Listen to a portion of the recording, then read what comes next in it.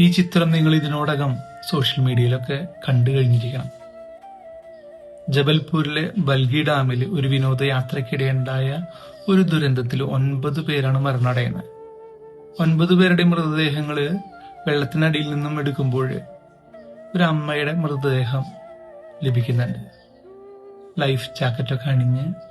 പക്ഷെ ആ life jacket തുറന്നു നോക്കുമ്പോൾ ഒരു കുഞ്ഞിനെ അമ്മ നെഞ്ചോട് ചേർത്ത് പിടിച്ചു കിടക്കുകയാണ്.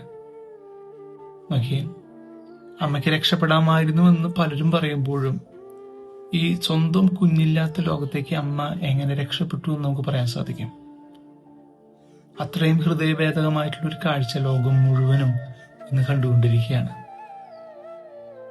ഈ അമ്മമാരൊക്കെ എങ്ങനെയാണ് സ്വന്തം ജീവനേക്കാൾ അധികമായിട്ട് തങ്ങളുടെ കുഞ്ഞുങ്ങളെ സ്നേഹിക്കാൻ അറിയുന്നവർ മാത്രമാണ് ഈ അമ്മമാര്.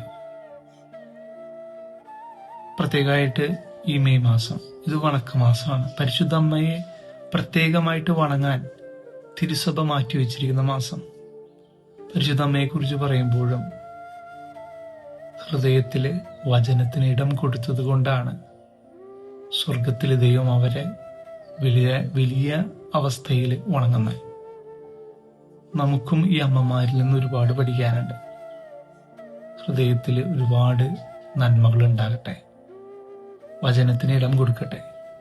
അപ്പോൾ മാത്രമാണ് നമ്മളെ മറന്നുകൊണ്ട് മറ്റുള്ളവരെ സ്നേഹിക്കാൻ, മറ്റുള്ളവർക്ക് വേണ്ടി ജീവിക്കാനായിട്ട് സാധിക്കുക.